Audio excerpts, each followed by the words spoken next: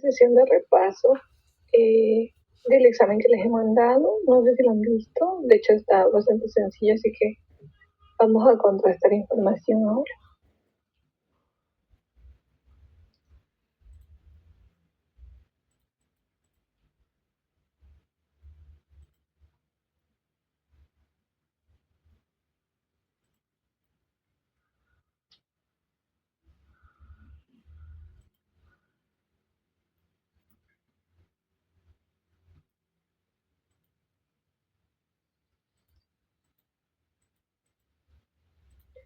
¿Cómo están, chicos? Buenas noches.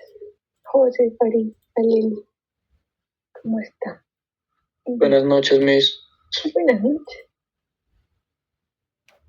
Listo, chicos. Entonces, el examen de repaso tiene 28 preguntas que un poco que agrupan y resumen todo lo que hemos hecho en esta semana.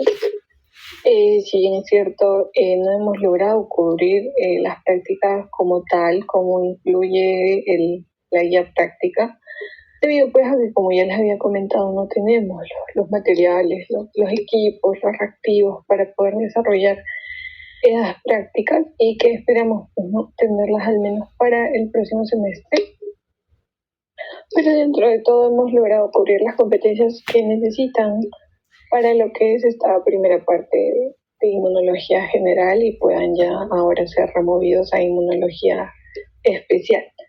Entonces, en pro de que todos vayan, ¿no? Y con los inconvenientes que han suscitado con la malla anterior, es que estamos repasando para poder tener, digamos que resultados exitosos esta semana que toque evaluación. ¿Sí? Entonces, el examen de repaso está bastante sencillo, como habrán podido ver. Y el examen de esta semana va a estar igual, ¿no? Un examen bastante fácil. He estado recibiendo igual solicitudes de que sea un examen tal vez solo para marcar, que no sea para desarrollar, porque a veces como que escriben cosas que no corresponden, ¿no? Se confunden. Entonces,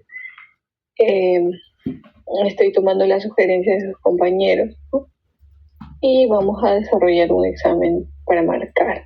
Sí, va a ser para marcar y yo espero que con eso podamos tener buenas notas porque creo igual que a razón de los problemas con la malla 2018, ustedes también se han visto afectados, no sé hasta qué punto, pero creo que algunos de ustedes también han tenido inconvenientes. ¿Sí? Entonces, esos detalles los vamos a comentar ya al final y vamos a comenzar con la resolución de este examen de repaso. Tal como lo ofrecí, voy a grabar la sesión para aquellos que no hayan podido ingresar.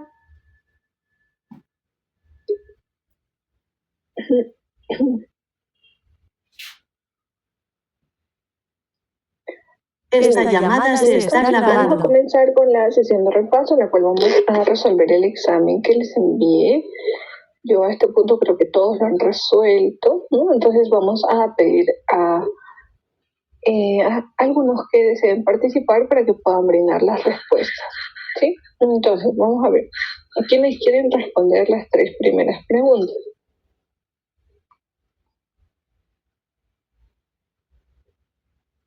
Ok, Natsu.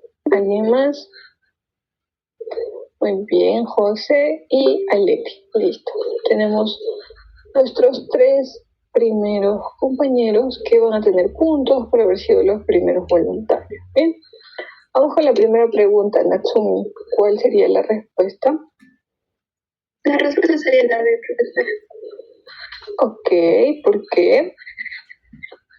Al momento de hacer la fagocitosis, esto va a excitar al hígado que produzca un proceso inflamatorio, va a producir ese PCR. Entonces va a ser un pico alto y un proceso inflamatorio y también tiene una señalita rápida. Ok, muy bien, gracias Nacho.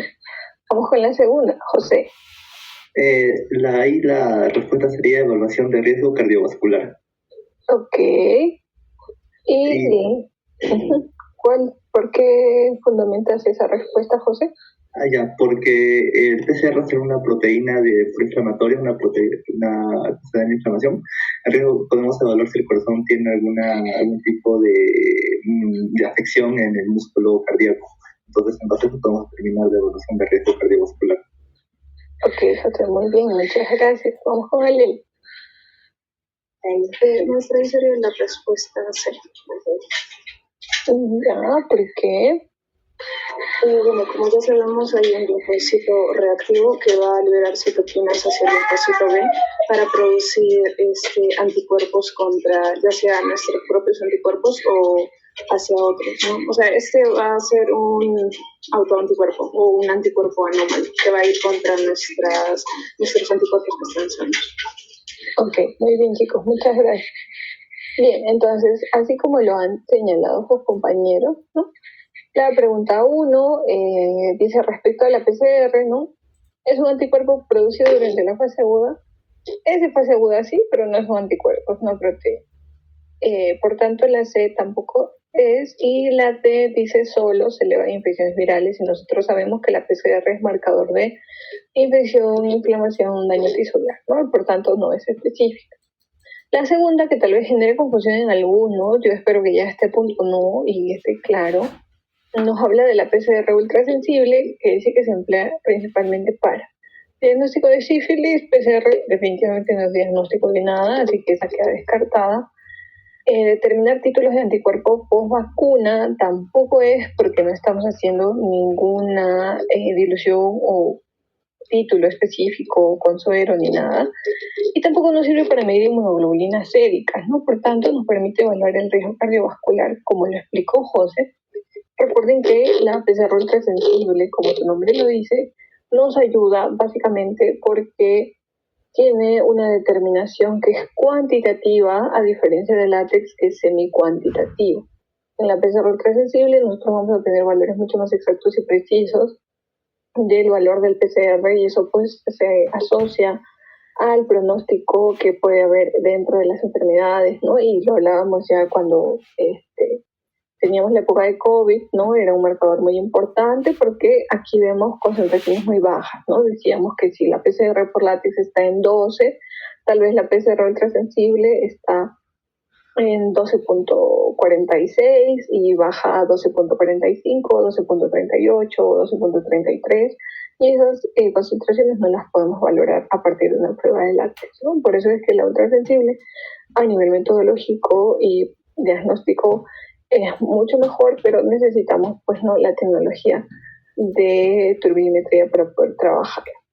Y ya respecto al FR, como bien lo decía Aleni, son anticuerpos IgM dirigidos contra el fragmento FC de las IgG. Recordemos que los anticuerpos FR pueden ser IgM, IgG y de tipo IgA, y no podrían ser IgE por el isotipo que sintetiza las IgE básicamente, ¿no? Esto del FR ya lo hemos visto, como lo explicó su compañera, todo nace de un linfocito reactivo, ¿no? Que no puede diferenciar lo propio del extraño, y al el linfocito B presentar algún antígeno propio, los linfocitos T reactivos no van a poder diferenciarlos y se van a empezar a sintetizar anticuerpos contra estructuras propias que van a determinar pues no reacciones autoinmunes, en este caso la más común, que es la de la artritis reumatoide. Bien. Para estas preguntas del ASO y del RPR, ¿alguien quisiera ayudar a responderlas? Marcos, ¿quién más?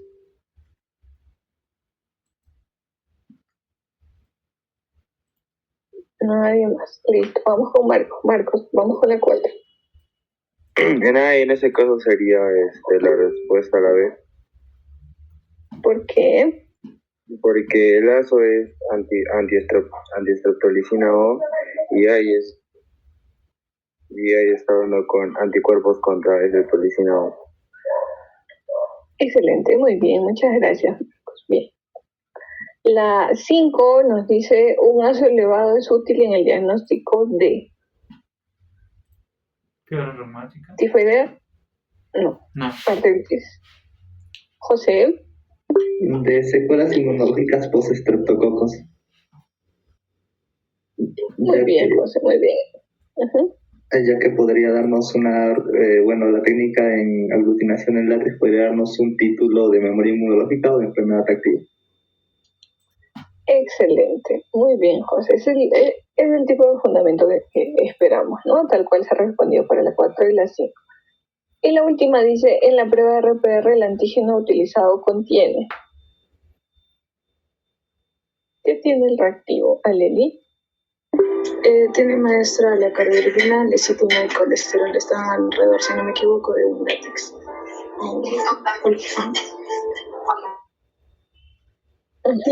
Tiene esos tres, pero están en el carbón, ¿no?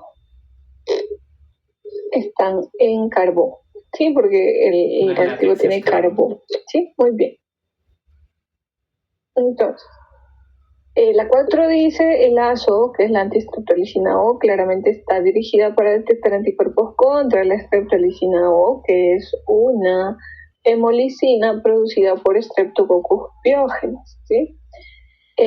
Como tal, Piógenes también produce una toxina eritrogénica, también tiene dentro de su pared proteínas específicas, pero el ASO es específicamente para la streptolicina O por el mecanismo de virulencia que genera específicamente esta hemolicina, es que se deriva este tipo de pruebas. Los que hayan buscado un poquito más habrán visto que también está la antiDNAsa, ¿no? Que también es una prueba específica para poder detectar indirectamente a Streptococcus pyogenes, pero va en busca de otras enzimas. En este caso específico, el ASO es solo para la streptolicina O. En el 5, como ya mencionábamos, el ASO elevado nos ayuda a ver secuelas inmunológicas post-estreptococo, siempre y cuando sean infecciones que hayan desarrollado dentro del organismo, ¿no? Decíamos que cuando las infecciones son infecciones a nivel de piel, el ASO no va a sufrir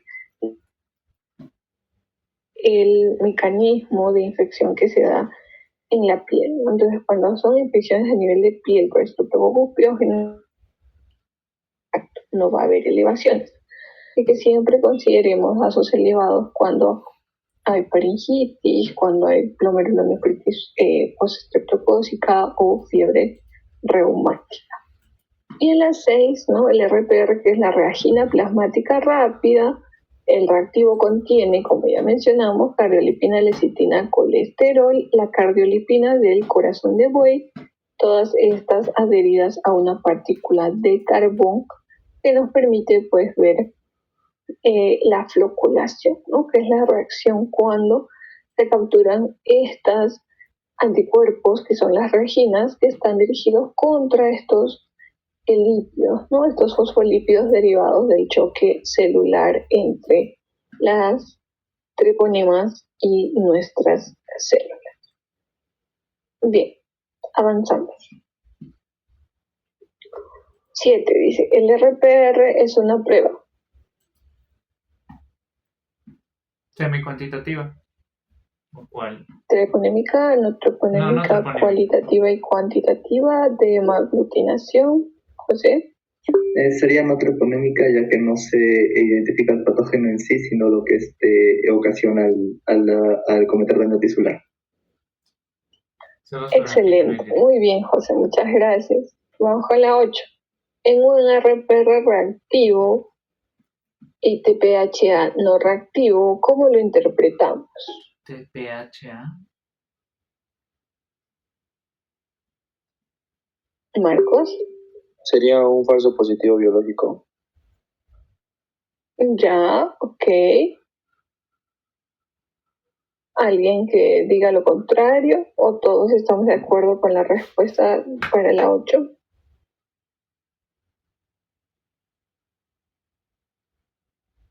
Ya, muy bien. Vamos con la 9. Dice, en un análisis indirecto, el antígeno está ubicado en... ¿Dónde está? Aleli.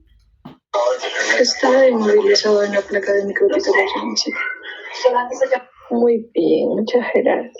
Y el 10, en ELISA, el color desarrollado depende de... El cromógeno, de la presencia de inmunocomplejos. José. Sería el 9. Así sería la actividad de la enzima unida al anticuerpo. Ok, muy bien. ¿Qué más dijo para poder considerar?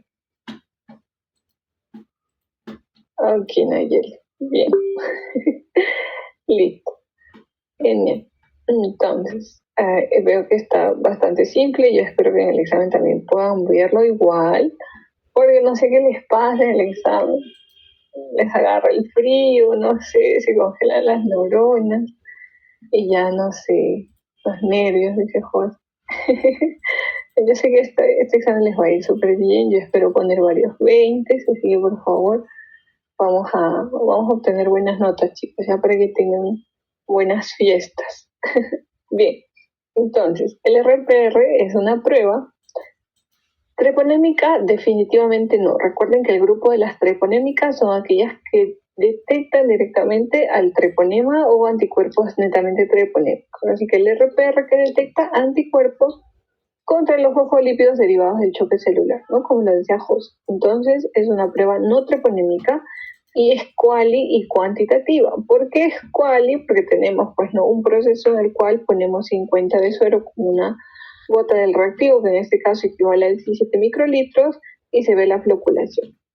¿Hay reacción? No hay reacción. ¿Cuándo se hace cuanti? Cuando empezamos a hacer las diluciones de 1 en 2 y podemos clasificar en DILs cuál es la concentración de los anticuerpos, ya sean 2 DILs, 4 DILs o 1 DIL, 64 DILs, 128 DILs, en fin. No es hemaglutinación porque esa es la que hace TPHA y tampoco es un ELISA competitivo, ¿no? Así que si se dan cuenta, las preguntas que les hago, al menos ahora y las de esta semana, van a ser todas como que de descarte para que ustedes puedan fácilmente ver cuál es la respuesta. Luego dice, en un RPR reactivo y TPHA no reactivo se interpreta como falso positivo, porque el TPHA, que es la prueba confirmatoria, está no reactiva. Aún si lo razonamos, que puede haber fase de latencia, NIS puede estar incubando, no lo sé, tal vez alguno haya pensado eso, no es posible porque el TPHA detecta el antígeno, no el anticuerpo, así que no tiene nada que ver si estamos al tercer día del contacto, porque lo que busca es netamente el antígeno. Si fuera que buscara el anticuerpo, ahí sí podríamos decir mismo está dentro del periodo, por eso es falso positivo. En este caso, el RPR está reactivo por otra razón, y ya habíamos dicho que también puede deberse a fallas autoinmunes, ¿no? Procesos de reacción autoinmune que derivan en este tipo de RPR reactivo, ¿no? Si fuera una pregunta libre y hubieran tenido que poner ustedes que el falso positivo se debe a que tal vez el paciente esté cursando con una enfermedad autoinmune distinta, y es por eso que el TPHA, que es la confirmatoria, ha salido no reactivo. El 9, ya entrando al ELISA, nos dice que ¿dónde está el antígeno en el ELISA indirecto?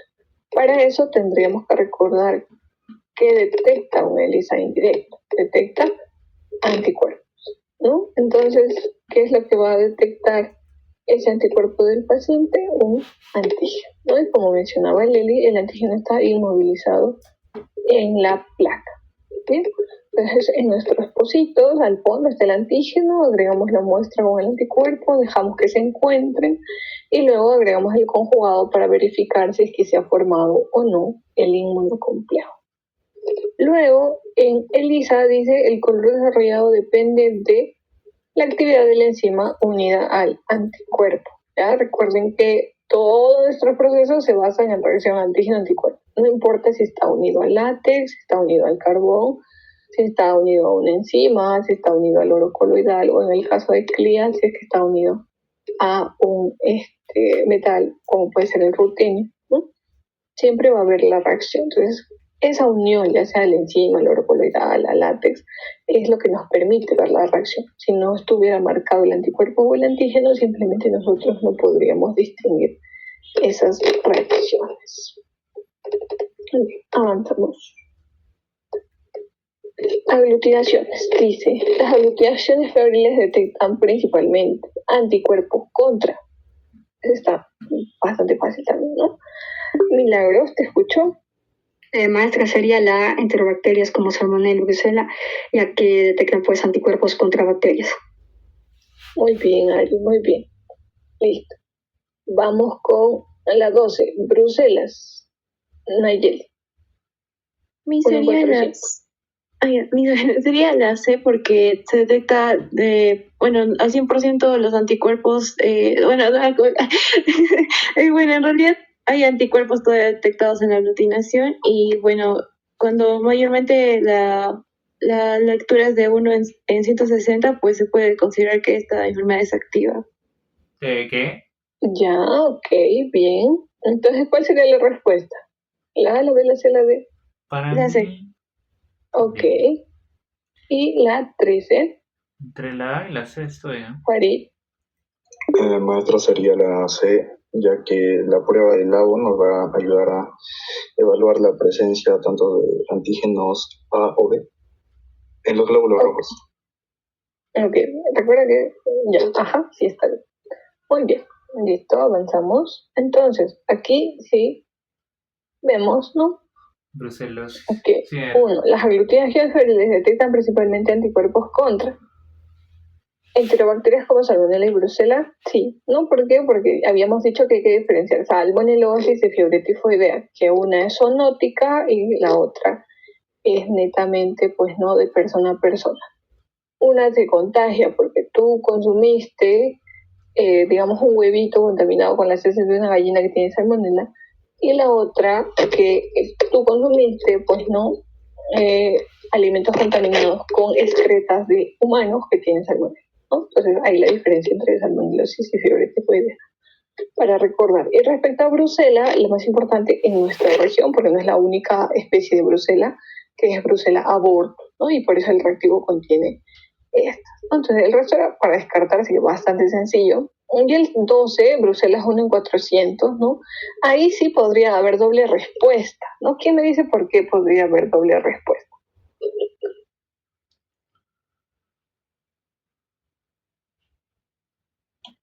Matías. Sería la otra respuesta, según yo, sería la porque si sale Bruselas 1 en 400, se tiene que hacer Rosa de Bengala para confirmar. Excelente, Matías. Muy bien, muy bien. ¿Sí? Entonces, Bruselas, recordemos que ponemos la misma cantidad de suero, ¿no? Pero las diluciones son distintas. 1 en 20 para Salmonella, pero 1 en 25 para Bruselas, ¿no? Por eso ahí estamos en 1 en 400, que sería el equivalente a 1 en 320 en las otras. Entonces, vemos este resultado y decimos que desde 1 en 200 nosotros ya deberíamos confirmar con Rosa de Bengala. En la Bruselas 1 en 400 podríamos considerar brucelosis, pero habíamos dicho que no deberíamos reportar si es que no hay una prueba confirmatoria. En este caso, la respuesta es tal cual, por eso la he marcado, pero si es que alguno decidiera ha decidido considerar no es confirmatoria, también es válido. ¿Por qué? Porque sí o sí, y de hecho sería la más correcta, sí o sí necesitamos hacer una Rosa de Bengala para confirmar, debido a que la técnica de Vidal no detecta pues, anticuerpos que sean completamente específicos, sino detecta anticuerpos policlonales que son los que nosotros producimos. Y en caso tengamos alguna otra bacteria flagelada, podemos tener algún cruce, una interferencia que nos dé un falso positivo. Por eso las aglutinaciones son importantes cuando tenemos muestras pareadas. ¿Qué significa? Que tenemos más de 2 muestras o al menos 2 muestras del mismo paciente, ¿no? Por ejemplo, yo hoy día he salido 1 en 20, pero luego de desarrollar el cuadro salgo 1 en 80, por ejemplo. Entonces ya tengo 2 muestras de referencia de un mismo paciente y ya puedo decir yo que si no, ahí es relevante hacer el seguimiento para ver que efectivamente he tenido la infección por salmonella y por eso mis anticuerpos se han elevado. Bien, entonces ahí en la 12 puede ser la A, que creo que es la más correcta. Sin embargo, he considerado igual brucelosis por cualquiera de las dos que hubieran deseado marcar, ¿no? Siempre y cuando se haya tenido pues tal vez una muestra anterior en la cual se pueda hacer la comparación. Y la 13, ¿no? Bastante sencilla, la prueba directa nos detecta los antígenos que están sobre la membrana del eritrocito, porque usamos reactivos que tienen anticuerpos monoclonales diseñados para detectar un solo tipo antígeno. Sobre esto, ¿hay alguna pregunta?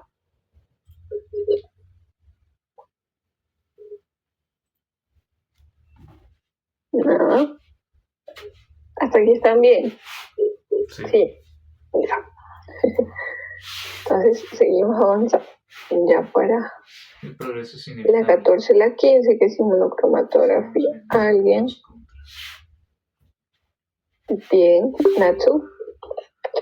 Sería la profesora, porque en la prueba de grupo lateral tenemos que la muestra de núcleo antígeno de cuerpos a mover por capilaridad. Y como tiene anticuerpos inmovilizados, van a formar líneas según el cuerpo que está marcado con los anticuerpos, que solo por ir al más conocido. Ok, muy bien, Natsu. Muchas gracias. ¿Y la 15? Subunidad José. beta.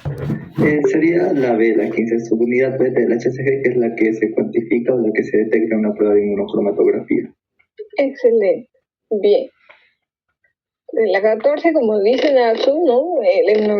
La inmunocromatografía funciona ¿por qué? Porque hay migración capilar, ¿no? ¿Cómo sube el suero por la tira? Por capilaridad, ¿no? Entonces, los anticuerpos inmovilizados capturan los complejos, ya sean de anticuerpo con antígeno o tal vez un anticuerpo o un antígeno solo, ¿no? Dependiendo del diseño de la prueba inmunocromatográfica, que entiendo ustedes ya saben muy bien todas las inmunocromatográficas porque ya esas tareas deben estar culminadas.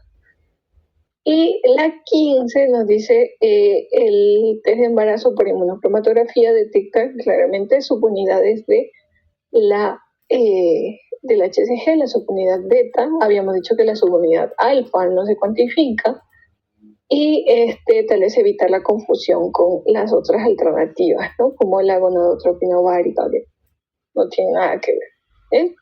Listo, chicos, entonces hasta ahí. ¿Hay alguna consulta? ¿Algo? ¿Alguien que no esté entendiendo alguna parte? Nada, todo claro.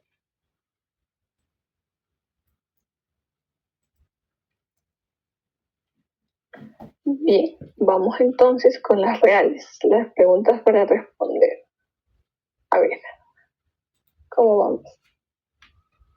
¿Quiénes son los valientes?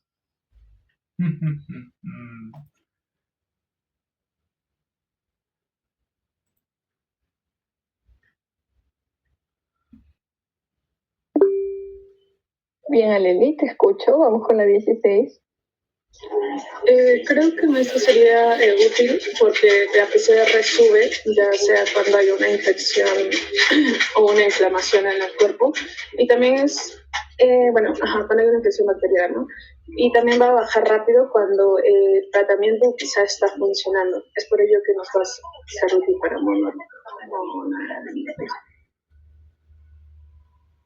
Ok, muy bien. Si no, cuando hablamos de PCR hablamos de una proteína de fase aguda que se eleva fácilmente por cualquier infección, inflamación y daño tisular. O al ser un reactante de fase aguda, sube muy rápido y baja muy rápido también, ¿no? Recordemos el tiempo de vida el pico máximo es casi como que a las 12 horas, ¿no? Y de ahí baja, ¿no? Tiene un tiempo de vida corto, pero esto hace que se pueda reflejar rápidamente, como dice Aleli, si es que hay respuesta al tratamiento o no, o cómo es que está evolucionando el paciente, ¿no? Y esa actividad inflamatoria pueda vigilarse casi que en tiempo real, ¿no? A diferencia de las otras pruebas, tal vez como la velocidad de sedimentación globular, que es un poco más tardía, ¿no? Es un poco más estable, sí, pero es más tardía y no nos permite ver la fase aguda como tal, ¿no? Por eso es que es importante. La 17. José. Es que un paciente tenga positivo en FR, puede ser que haya habido una interferencia, ya sea por una muestra hemolizada o ictérica, o con mucho, se me fue el nombre, pero es cuando tiene mucha grasa en el suelo o en el plasma. Lipémica. Se me fue el nombre, ¿no? Muestra lipémica. Y otra situación podría ser que tiene otro tipo de autoinmunidad que no sea la artritis reumatoide, como por ejemplo podría ser el lupus, ¿no? Genial, muy bien, José, sí, efectivamente, ¿no? Primero lo asociamos a los procesos inmunes específicos, ¿no?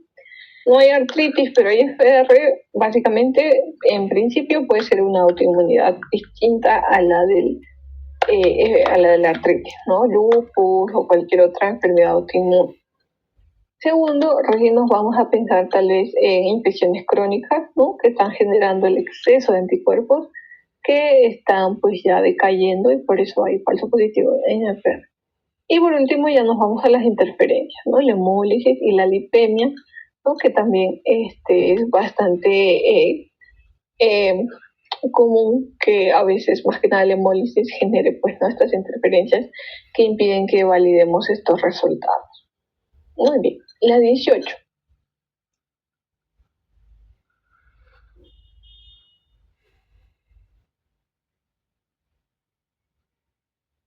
Cosica pasada.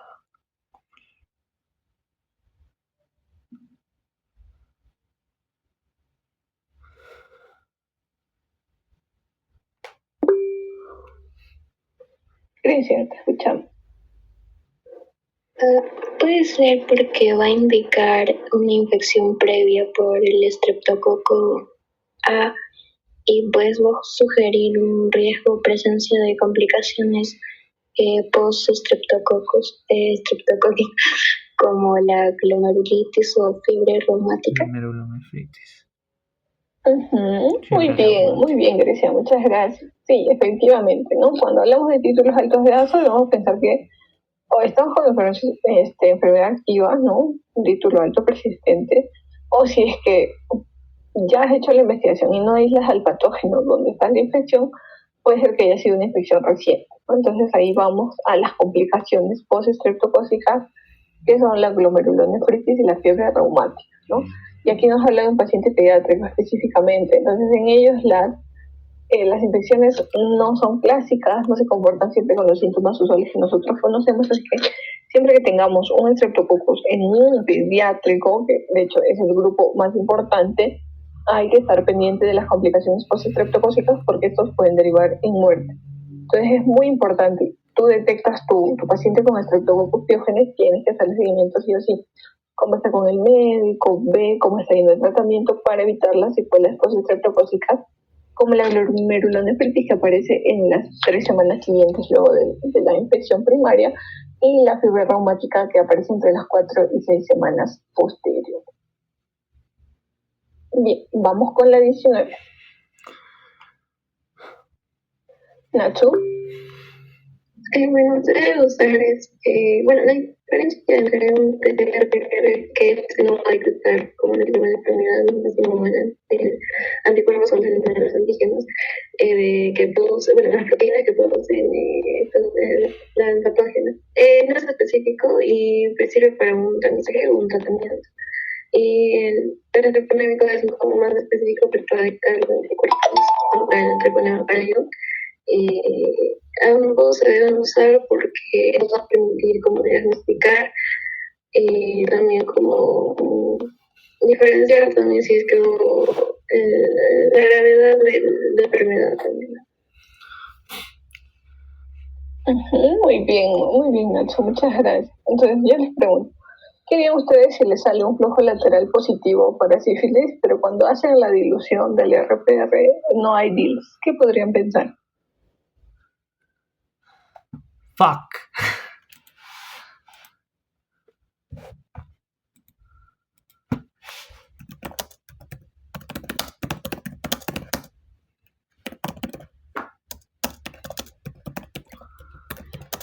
A ver, pensemos, el flujo lateral está positivo, ¿no? Le haces un flujo lateral para sífilis, te salió positivo, tiene sífilis. Pero cuando haces la dilución por RPR no hay DILS, no baja, nada, no hay flocculación.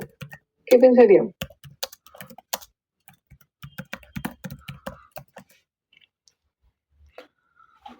¿Podría ser que el paciente ya estaba en tratamiento y que los títulos han bajado, disminuido? Sí, José, muy bien, podría ser, pero más nos orientaríamos tal vez a que ya sea memoria, ¿no? Porque los anticuerpos permanecen, en el caso de los treponémicos, permanecen mucho tiempo, ¿no? Entonces, sí podría darse el caso, ¿no? De que tal vez ya en la última fase del tratamiento ya no diluya, ¿no? No hay. Pero usualmente aún así vamos a encontrar un 10. No podríamos pensar que el paciente ya ha terminado el tratamiento, ya ha estado un tiempo, ¿no? Tranquilo. y se le hace la prueba y obviamente siempre va a aparecer, ¿no? Por eso mencionábamos que estos anticuerpos se quedan mucho tiempo. Es importante, ¿no? Si es que en algún momento alguien ha tenido, declararlo, ¿no? Para que no se considere una enfermedad de ese momento, sino que pues no es una enfermedad pasada que ya transcurre, ¿no? Entonces, respondiendo a la pregunta, el RPR es una prueba no troponémica que detecta anticuerpos inespecíficos derivados del choque celular, mientras que las treponémicas pues son básicamente aquellas que detectan directamente al treponema, como son el TPHA, y son pues ¿no? bastante útiles para detectarlos en momentos en los cuales ni siquiera se han producido los anticuerpos, ¿no? Y recordar pues ¿no? que los anticuerpos permanecen varios años, ¿no? A veces en ocasiones permanecen muchos años y es por eso que podríamos tener un flujo lateral positivo o reactivo sin RPR, ¿no? Porque el paciente continúa con los anticuerpos treponémicos que están ahí remanentes, ¿no? Y por eso podemos tener todavía reacciones. La 20 dice, explica del modo más claro posible cómo es el ELISA de tipo sándwich. Chucho. Ari. Bien. Básicamente, pues, bueno, es una técnica inmunológica que nos va a permitir, pues, detectar y encontrar antígenos que son atrapados entre dos anticuerpos, uno que se va a encargar de capturar y el otro, pues, que se va a encargar de detectar, generando, pues, una señal de color. Ya. Ok, genial, bastante preciso, Ari, muchas gracias. Entonces, está muy bien, ¿no? Descríbanlo, si es que les pido en algún momento, descríbanlo de la manera en la que ustedes lo entiendan mejor. No se compliquen con terminología que tal vez se les haga confuso, ¿no? Reacciona y hay color, suficiente, ¿no? Es importante entenderlo desde lo más simple para que puedan ya poco a poco ir mejorando tal vez en otros términos ya más complejos cuando estudien a profundidad las pruebas, ¿no? Ahora que van a ir en inmunología especial, van a tener que conocer las pruebas un poquito más profundo y ahí ya tendríamos pues no que buscar tal vez ya cómo funciona, cómo reacciona, en cuánto tiempo, ¿no? Pero está muy bien explicado, Ari, muchas gracias. Entonces, en la placa hay un anticuerpo, ¿no? Como mencionaba Ari, un anticuerpo que captura, un antígeno que queda atrapado y el anticuerpo que reconoce al antígeno, ¿no? Y depende si se busca antígeno o anticuerpo, ¿no? El conjugado para que vaya a reaccionar. Entonces la intensidad del color obviamente es proporcional a la concentración de lo que buscamos y en base a esto pues no las enzimas reaccionan con los sustratos y vemos los cambios de color ya conocidos. Bien, vamos con la 21, dice, menciona solo dos de tantas limitaciones que tienen las aglutinaciones, solo dos que limiten las aglutinaciones febriles como prueba de diagnóstico. ¿Por qué no las utilizamos como diagnóstico completo? ¿Cuáles serían esas dos limitaciones?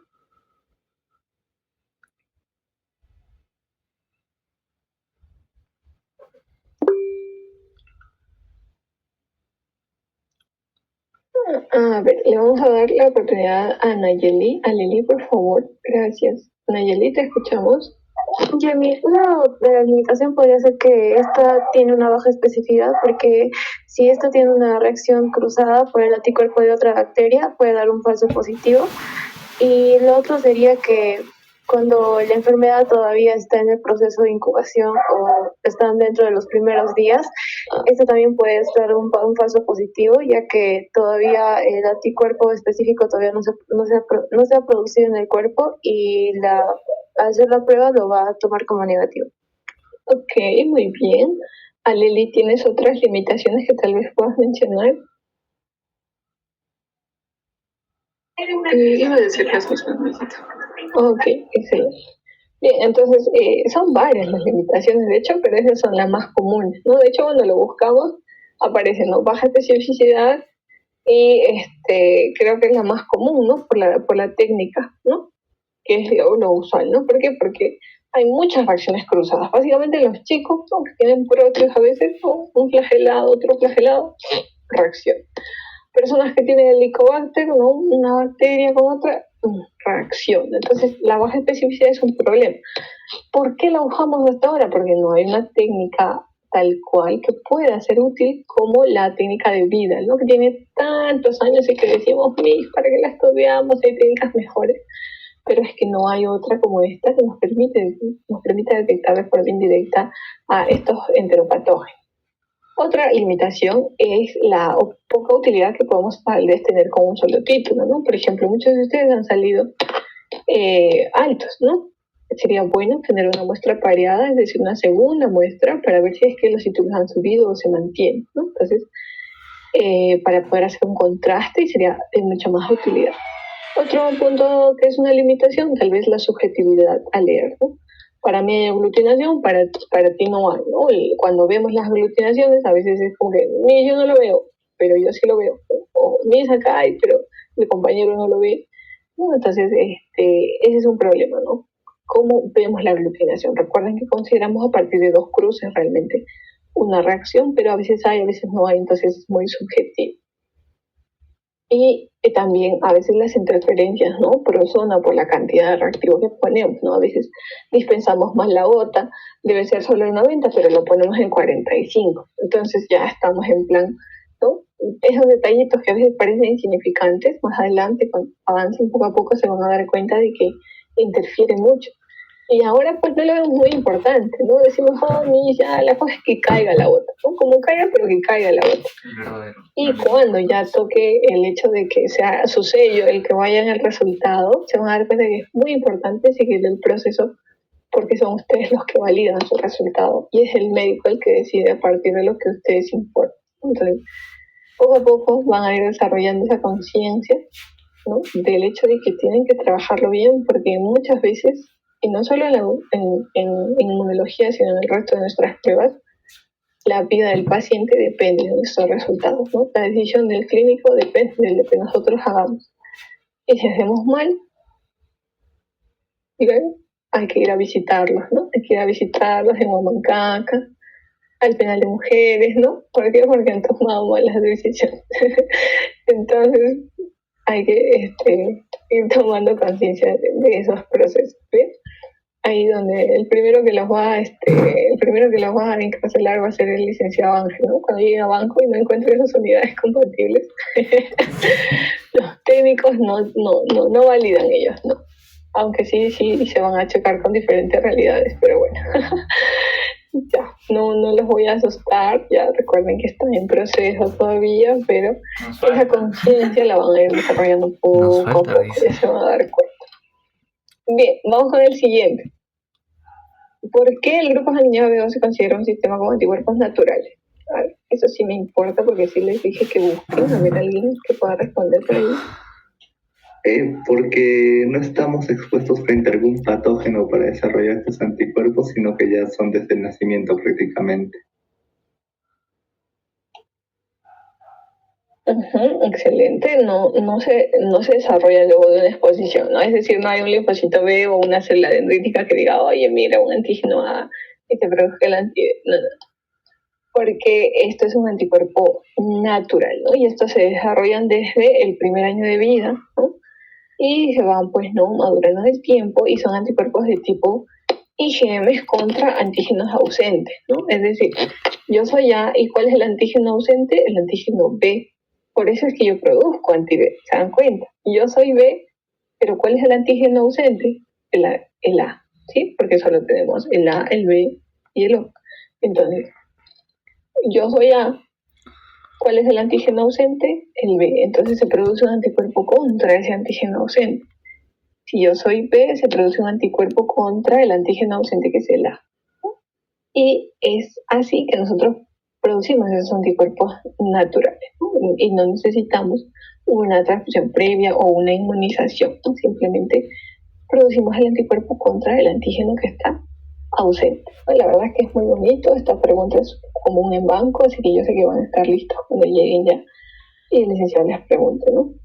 Porque no sabemos, son anticuerpos naturales y ustedes dirán que se producen frente al antígeno ausente desde el primer año de vida, ¿no? Y por eso son anticuerpos naturales. La última dice, explica cómo funciona una prueba de inmunocromatografía de doble línea. ¿Qué?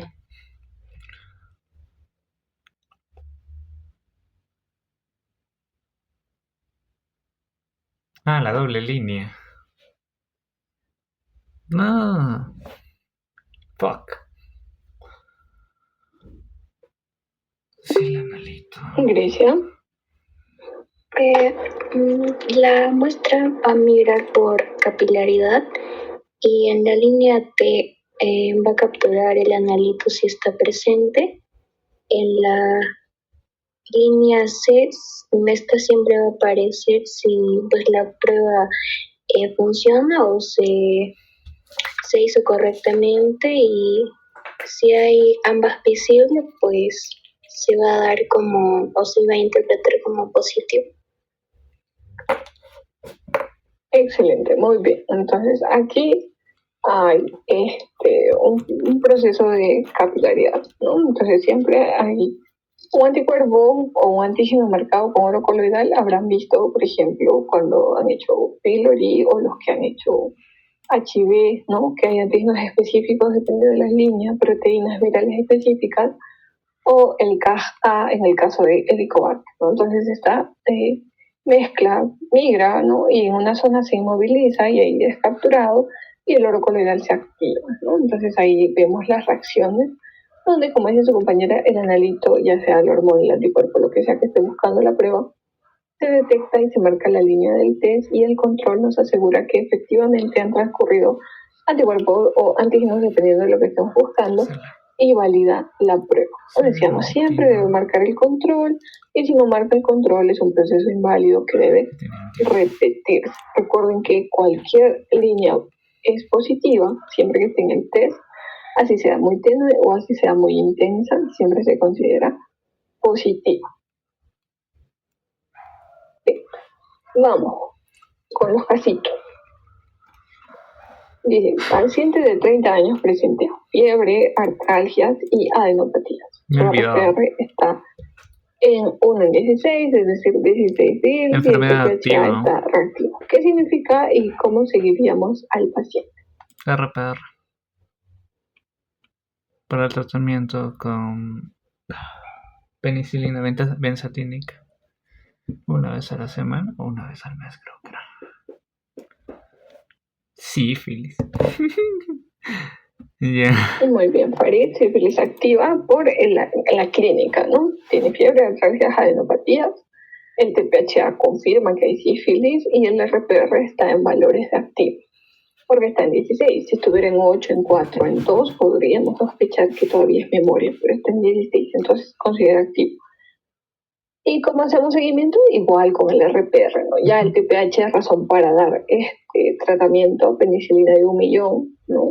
Cada semana, Penicilina de 1 millón luego cada de eso hacer semana. seguimiento con el RPR para que los títulos puedan bajar, ¿no? Y llegar hasta 2 reels, 1 reel, y con eso hacer el seguimiento terapéutico a nuestro paciente. Memoria Vamos inmunológica. con el 2. Dice, niño de 7 años con edema y hematuria. Edema y El cultivo de hematuria. secreción faríngea está negativo, ojo, pero el ASO está en 600 unidades internacionales por mililitro, lo que se consideraría elevado. Ojo que es en 600, ya no es látex, ¿cierto? Porque de 400 vamos a 800, estaríamos con Turbi. ¿Qué indica este Claro. ASO y por qué el cultivo está negativo? Ah, me agarró. Ujú. Indica infección estreptocócica reciente o respuesta inmunológica aún activa. Sugiere relación. Ah, glomerulonefritis, pues. Estreptocócica. Ajá.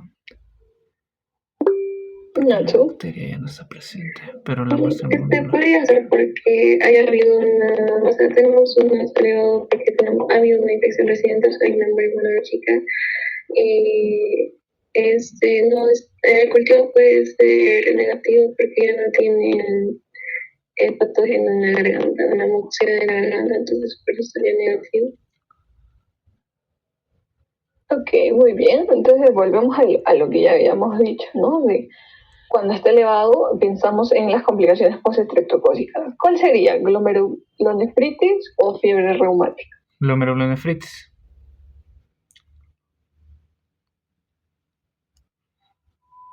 Fiebre reumática no te causa hematuria.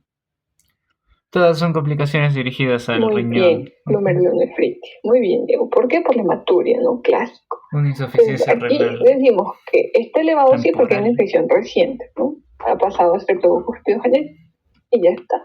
La hematuria nos hace pensar en el proceso post-estreptocócico, lo que hace que el cultivo esté negativo porque ya estamos en la secuela, por tanto el cultivo va a ser negativo. Recuerden siempre eso.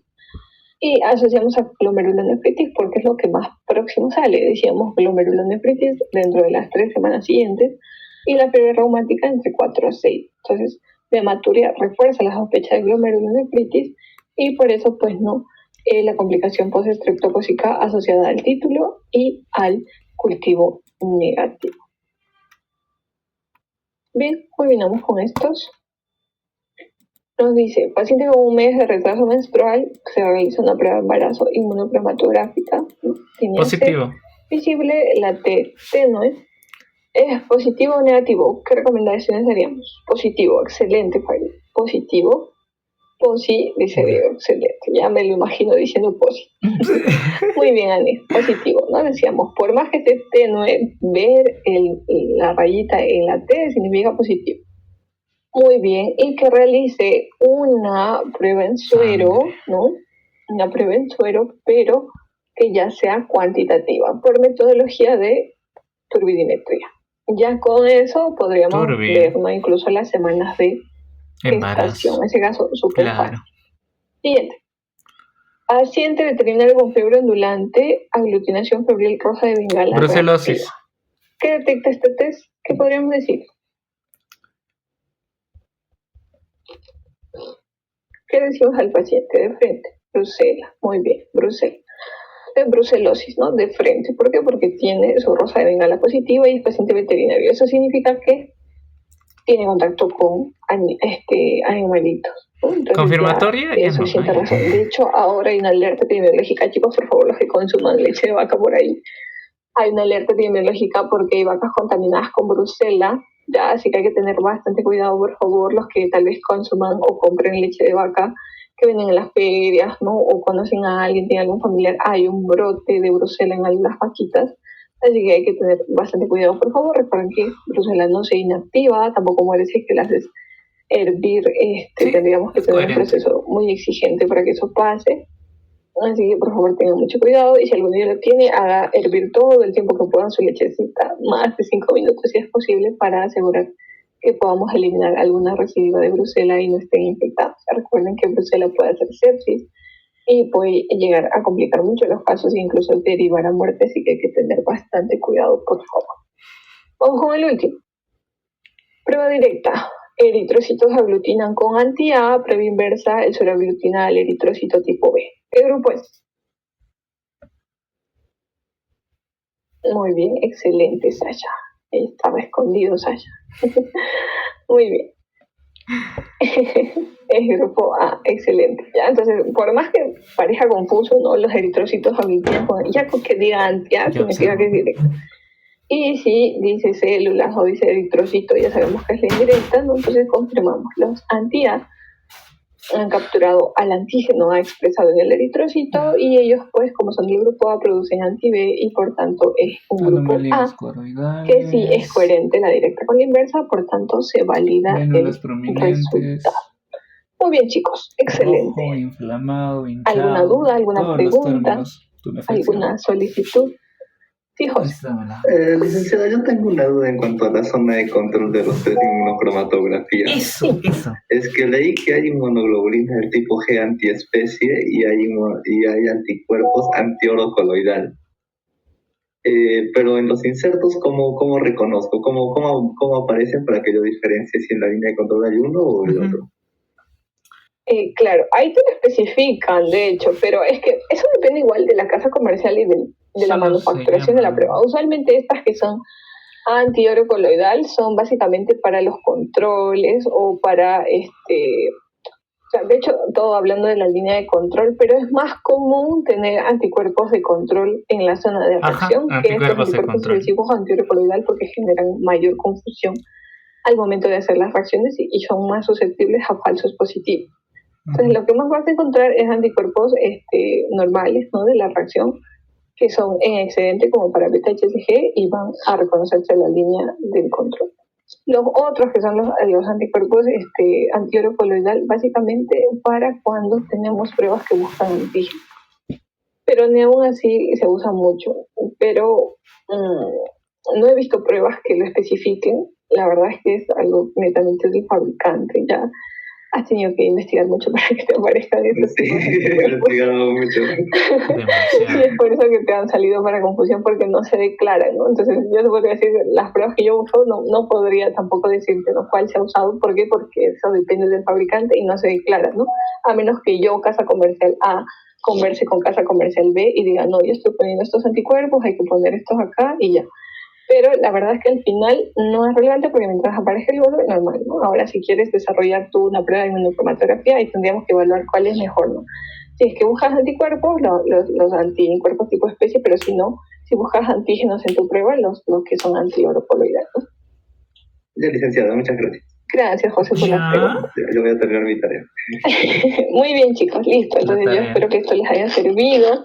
Yo sé que está fácil, ustedes ya dominan estos temas. Yo sé que cuando viene el examen solo les da como que los nervios y se congelan ahí, ¿no? Entonces yo espero que con esto ya podamos tener buenas notas, buenos resultados, pero que también ayude a aquellos que están un poquito bajos, ¿no? Y algunos que están tal vez desanimaditos con lo que ha pasado con la antigua malla, ¿no? Yo espero de verdad que eso no nos perjudique, y en ese sentido les pido a todos que si tuvieran algún inconveniente, por favor conversen primero conmigo y luego ya de hacérmelo presente puedan conversar tal vez con otros, con el docente responsable, en este caso el licenciado Milagritos, o si es que desean acudir a otras instancias.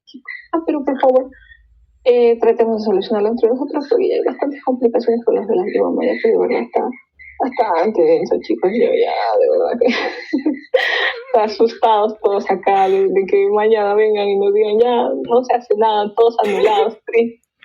Así que hay que estar ¿no?, conversando siempre.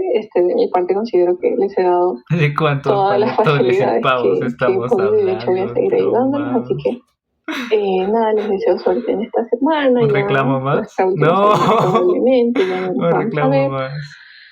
Así que bueno, ahí Diego dice cuántos panetones y pavos, no sé, Diego, cuánto te hace falta. El compartir, claro, tenemos que hacer nuestra chocolatada ahí en pleno laboratorio para que nos sancionen a todos. Bien, entonces, son 10 preguntas en bacteriología, ¿sí? Son 10 preguntas para marcar una clave de respuestas al final del examen, donde van a poner y mañana dan el examen y bien terminan, lo revisamos, ¿no? Y si hubiesen hecho notitas bajas, algo haremos en ese momento, pero si no, yo espero que de verdad tengan buenas notas, porque me he esforzado para que este examen esté sencillo. Así que por favor, respondan, pues no, tranquilos, con calma, no seguros de sus conocimientos, ¿sí? Son solo 4 alternativas, ¿no? Solo 4. Igual, hasta con descarte sale, chicos, así que por favor no se me estresen, vayan tranquilos, que ahí todos van a salir exitosos. Bien, entonces si no hubieran más consultas, más dudas, un reclamito más, voy a estar compartiendo cambian el horario. El horario, digo, la evaluación. Sí, todos tienen que ir tranquilos, confiados, felices, con calma, ¿ya? En paz. Entonces, más tarde yo sacaré el video a Workspace, les paso a sus delegados y a Farid, para que lo pueda compartir con ustedes, ¿no? Y todos puedan tenerlo en caso de que algún compañero no haya podido por trabajo, ¿no? En fin. Bueno, vamos a considerar la asistencia igual, ¿no? Por si alguno necesita un puntito por aquí y por allá, y las participaciones. Bien, chicos, entonces eso sería todo de mi parte. Gracias por darse el tiempo de haber entrado. Sé que es domingo, es un poquito pesado, pero bueno, les agradezco y ya nos estamos viendo esta semana. Chévere. Cuídense, chicos, buenas noches. Muchas gracias.